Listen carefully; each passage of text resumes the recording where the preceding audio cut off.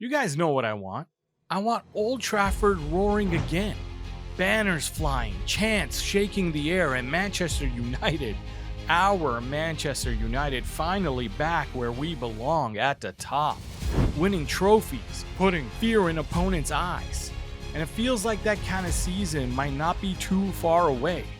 But it has to start with this upcoming season. This upcoming season, we have to start climbing and clawing our way back to the top. But there is one thing, just one thing, that could ruin it all. What's up, YouTube? Thank you very much for joining me once again and clicking on the video. This is going to be a short, sweet, but interesting video, guys. We're going to do a little bit of a review, everything we've seen in the preseason, but I'm going to do little short snippets. We're going to fly right through it and talk about what to look for in this season, because this season, and I know we say this every single year and every single season right after summer, we always have hope that this is going to be the season where we finally turn things around, where Manchester United starts to finally put things together and start our climb back up to the top. But guys, this season's different than any other season. This summer feels different than any other summer. It feels like the business we've done is really, really good. We've gotten Matheus Cunha in, who got 15 goals and 6 assists in last season in the Premier League. So they're Premier League proven. And Mbeumo's in. He's got 20 goals and 7 assists last season. And from what little we've seen in the preseason, and these guys don't even look that fit yet. At least Mbeumo doesn't look that fit yet. From the little that we've seen, we already can see that we are going to be improving. But the thing that got me the most this preseason, and those of you who've been with the channel, those of you who watch my videos know this because I always tell you guys about it when I do my in-depth tactical breakdowns, that we are finally starting to run things and starting to put together patterns that Ruben Amorim has been dying for us to do. Because last season, guys, we would put together a pattern for maybe 5 to 10 or 15 seconds and it would break down. Now we're doing a much better job. We're pressing in the 4-4-2, which is new. But other than that, even our pressing is looking better. Our team shape is looking better. But like I said in that intro, there is something that scares me. There are a couple of things actually that scare me that we're going to get to at the end of the video, but I want to talk a little bit about our chances for this next upcoming season. Like I said, we've gotten 2 Premier League proven scorers in. I'm feeling good about that. Benjamin Šeško, I feel really good about, because I did my breakdown on Benjamin Šeško like a week ago. You guys know, you've watched the video and you know what I said about RB Leipzig. They were a horrible team last year, so we really had no chance but to score only a handful of goals. He scored 13 goals in a really bad Leipzig team, and he outdid his expected goal statistic, which means that he's putting away his chances. He was scoring about once every 2 games in a very bad Leipzig team, so he's probably going to do a little bit better than that for us with Mbeumo and Cunha behind him. Guys, the other reason why I think we're going to be climbing up to the top of the Premier League table doesn't mean I think we're going to get into top 4, but I think we're going to get really close to the top 4 is because the rivals that are around us, they're getting worse. You've got Newcastle, who've got this big situation with Alexander Isak, who's refusing to train and play. He was demanding a move to Liverpool. I'm not sure how they're going to handle that, but I'm pretty sure Isak's going to have to go. And I just don't see Newcastle finishing in the top 5 this season. And then you just think about other rivals, people that might give us a tough game last season. Whereas this season, teams like Brentford, who lost their manager Thomas Frank to Tottenham, and replaced them with the set-piece coach, Keith Andrews or something like that. And then they lost one of their best players in Mbeumo to us, and now they might even be losing Wissa to Newcastle. So a team like Brentford, probably not going to be that hard to beat this year. Aston Villa was one of the tougher teams last season, and they were benefiting from loanees like Rashford and Asensio, who've now returned to their teams, or in Rashford's case, off in Barcelona. And they have made like minimal signings, so I don't see how Aston Villa are going to have the same kind of season they had last season. Another one of the strong teams from last year are Nottingham Forest, who have lost Anthony Elanga, and their manager has even come out and admitted that their squad feels unbalanced and that they feel underprepared for this season. I mean, most managers say things that feel confidence in their squad, and this man has come out and said they're underprepared for this season. I just don't see Nottingham Forest challenging for a top 4 or a tie 5 spot like they did last year. Teams like Crystal Palace and Brighton have lost some of their stars, or are in the process of losing their stars. I believe Eze is going to leave Crystal Palace soon, And Brighton lost Joao Pedro, and they haven't made any big major waves when it comes to their signings for this summer. In my opinion, I think the road to the top is going to be a little bit easier than it was last season. I'm not saying that we're not going to have hard games. Even playing Fulham at their home is a tough game in the Premier League. I'm just saying that it might not be as hard as it was last season. I forgot to mention Bournemouth. Bournemouth is also weakened.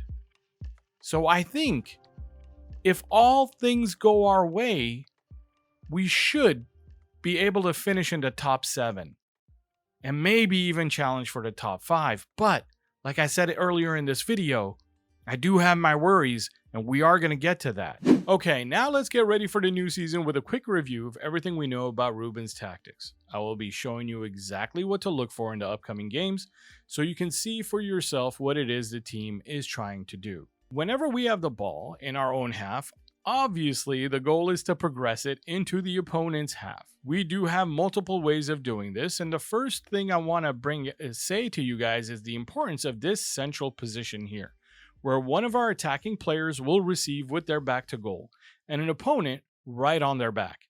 They are encouraged to try and turn and dribble, or pass to a forward-facing teammate, and then move the ball into spaces where runners are available, probably out wide. Most of the time, the person doing this job is going to be the striker, but it could be any one of the attacking 10s. We can do this with our triangles or diamonds. We try to force diamonds out into wider areas, and we have players that are standing just outside the diamond in an area where I call it the exit pass option. These arrows in this illustration show where the exit pass options would usually be located. Not at all 4 angles, sometimes it'll only be one option and sometimes 2. If we formed a diamond in our half, usually done on Yoro's side, one of our attackers, usually the striker, will receive a pass in that space with his back to goal. Rasmus wasn't the best at it, and I have high hopes that Šeško will be much better at holding up the ball or turning. The other thing we can do is play 1-2s or give and go passes out wide and zigzag our way up the pitch using diagonal runs, something Sporting were masters at. We've done this a little bit so far, but the players will need more time together, learning the patterns to get a better understanding of when and where to attempt this play. Another option in build-up is the long ball. Long ball right into zone 16 and 18 when the opponent's press is aggressive and they've left only one defender for our attacker to race with to that long ball. And lastly, we have what I call the CB switch, when we drag most of the opponent's players to one side of the pitch, leaving the opposite side center back with acres of space. Someone hits the switch pass to him, and the center back, usually it's Leny Yoro, carries the ball forward into the opponent's third, where he can choose to cross or just take part in the attack. That's the buildup. That's what you're going to see most of the time when you're watching our games. So when we do get into the opponent's third, how are we looking to score? What are Ruben Amorim's usual ways to create goals from his system? Well, to learn that, you're going to have to watch this video that I made in the past. I'll be linking that video to the end of this video, because I think we need to spend our time today talking about something else. But before I do go on, I will say something about one of the ways that Ruben Amorim likes to score goals. His Sporting team averaged 20 crosses a game, the most in the Portuguese league. Manchester United last year scored the least amount of headed goals in our Premier League. Now that stat is very hard to find, so if it's not accurate, we may have been the second lowest, not the lowest. We also averaged a low amount of crosses, and add to that most of our crosses were of a very poor quality. This season, I expect to see a lot more crosses of a higher quality, which we've already seen in these preseason games. And now we have one of the highest leapers in the game to get on the end of those crosses. So like I said, people, to see and hear more about how Ruben Amorim's teams create goals, go watch that video after this one. I want to change the subject a little to talk about some key mistakes we need to eliminate from our game, or else we are going to pay for it. If we make these mistakes in our first game against Arsenal, it's not going to end well for us. But first, I want to ask all of you who are interested to come join me for some fantasy football. I know I started this late, so the Semeex Cup won't actually start scoring until game week 2, so you are not too late. Here's the code, so jump in and let's have some fantasy fun, guys. Get into the fantasy league, join the league if you're interested, if you have a fantasy team. Also, don't forget to follow me on X at Man United FC Man, just like it says at the bottom there. This way you can stay updated in all my videos and lives. I'll be doing a watch along for all Saturday games, and I will be having 2 lives a month starting in September, or late September, I should say, after the 15th. Please hit the like button if you're watching this far. It really helps me out a lot. Consider subscribing if you're new, and make sure to check out my other tactics videos to catch up on what most of my viewers already know. Okay, let's get back to what we were talking about today. Let's take a look at the mistakes I saw in this preseason. The biggest fear or thing that makes me nervous is obviously the midfielders, like I said before. Casemiro offers more to us in possession, but his indecisiveness and hesitation to play farther up the field out of possession is a weakness that needs to be addressed.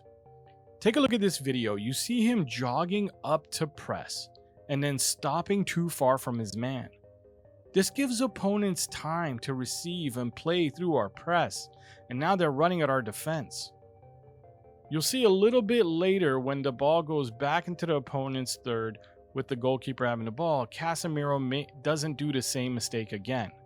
I'm sure teammates or the manager or somebody told him not to do that and to stay with his man and stop worrying about what's going on behind him. Our other midfield option is Ugarte, who's undoubtedly better out of possession. He helps the press and wins the ball back high, but he doesn't offer much in possession, sometimes making really bad decisions on the ball, costing us games or wins. Our central center backs are both slow in the legs and too hesitant to step up into the midfield and play as a partner with the lone 6 at times. We need De Ligt or Maguire to step up and man up with an opponent when our 6 is outnumbers in the transition. On Rio Ferdinand's YouTube channel, Harry Maguire was on for a really nice interview. If you guys haven't seen the video, go check out the video. I'm going to play a little bit of it. Hopefully I don't get in trouble for playing a little bit of it. I'm going to play a little bit of it where they actually talk about this kind of thing. How center backs need to step up. Know that you're in a 3-back system and it's okay to step up. And here's what they said. Part of my game, especially when I was a younger defender, that decision when to jump into midfield and go with the player that's going into the 10 role, I used to think was a hard decision as to like timing, when you go, how fast you go, etc. What's the bit that you go, oh, that's always the bit that's a little bit... I agree. I think that when you're playing a back 4 is probably the hardest decision, especially as a centre back, because you don't really want, you're edging, aren't you? You want to go and nail someone, but you don't want to leave that big space. Yeah, you don't want to leave it behind you. But as a back 3, you should really feel comfortable in doing that. One of the other vital mistakes that we make sometimes is when the team's not on the same page. You guys know, and I've told you guys, that there's going to be a lot of times where you have to check back to receive a pass with your back to goal and a defender on your back. If you kind of are off with your timing, if you and the passer don't have that connection and you make the wrong decision or the wrong move, like Amad did here when he turned around when he should have stuck to it, then if a turnover happens at that time, it's really bad for us because it's on our half of the field.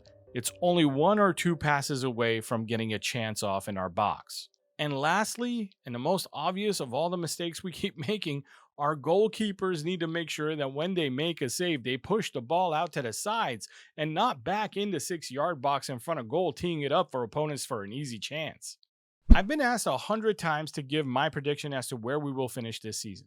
My answer, if we were to fix these mistakes or make less of them, and with no injuries to our main guys, there's no doubt in my mind that we could get into the top 5. If we continue to give away goals and open spaces to opponents, we'll be somewhere near 7th and 9th just because we brought in some really quality guys up front. That's it from me, guys. Let's see what happens in our season opener. I will see you guys soon after the Arsenal game with another video. If you're new to the channel, make sure to click on one of these videos that you're seeing around me right now. Check out my deeper tactics videos.